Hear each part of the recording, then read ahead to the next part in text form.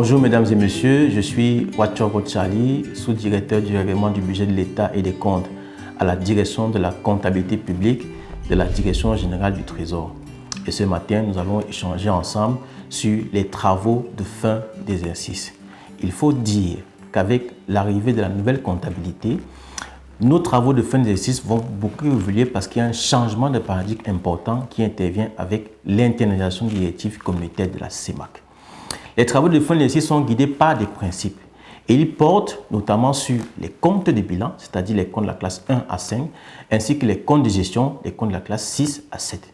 S'agissant des principes, il y a quelques principes qui gouvernent les travaux de fin d'exercice, notamment le principe de l'intangibilité du bilan d'ouverture, le principe de sincérité, le principe de la constatation des droits et d'obligations ou encore ce qu'on appelle singulièrement le principe de rattachement d'une charge ou d'un produit à l'exercice. S'agissant des travaux à mener concernant les comptes de bilan et les comptes de gestion, il faut dire que nous allons pratiquer désormais pour les comptes de bilan des opérations qui vont porter sur les amortissements et sur les dépréciations. S'agissant des amortissements, ils concernent les comptes de la classe 2 et les dépréciations, elles concernent aussi bien les comptes de la classe 2, notamment les participations, ce qu'on appelle innovation financière, mais aussi les comptes de la classe 3, 4 et 5. Il va s'agir donc pour nous désormais de pouvoir amortir tous les biens de l'État, de pouvoir les déprécier, sachant qu'il y a une différence entre l'amortissement qui est la diminution obligatoire de la valeur d'un bien du fait du temps ou des techniques et la dépréciation qui est la perte probable d'un bien qui peut subir, n'est-ce pas, une reprise et reprendre de la valeur. S'agissant des passifs, il va aussi s'agir pour nous de pouvoir déprécier notamment les comptes fournisseurs, déprécier aussi les comptes de la dette ou alors passer les écritures d'intérêts courus non échus qui concernent les intérêts qui ont été payés pour un an alors qu'ils ne sont pas concernés par un exercice.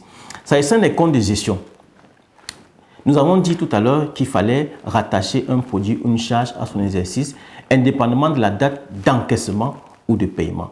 En fin d'exercice, donc, il faudra pour les comptes de la classe 6 passer les écritures de charges à payer ou de charges constatées d'avance. Qu'est-ce qu'une charge à payer?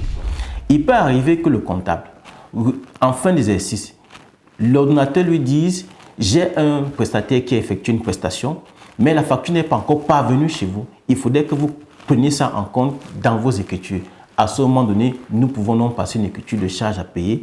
Et si c'est le cas contraire, c'est-à-dire que nous avons payé une charge dont les effets courent sur l'année suivante, le montant qui concerne l'année suivante sera constaté en charge constatée d'avance.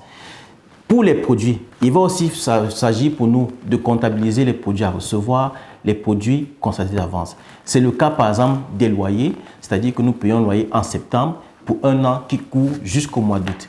Donc en N, nous comptabilisons pour l'exercice les 3 premiers mois et nous rattachons pour l'exercice suivant les 9 autres mois, c'est ce qu'on appelle produit constaté, malgré que nous ayons encaissé déjà les sous pour une année. Voilà en quelques mots ce que nous pouvons dire sur les travaux de fin d'exercice. Je vous remercie.